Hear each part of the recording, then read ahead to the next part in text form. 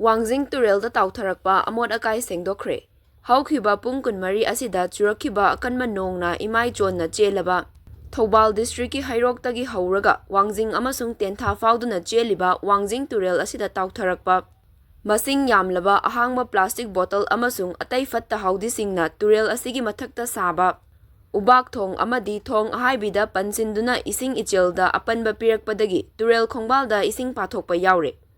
Fibam asi lakshinnaba lokhatpa thaurangi makhada ngasi Deputy Commissioner Thobal Hanthem Subasna luchingduna tenthagi mafamsingda yengsinbaga loinana Turelda Taotharakpa fatta haudi amadi thongda panduna leiba Amot Akai sing JCB sizinaduna lokhatpagi thabak paikhatkre.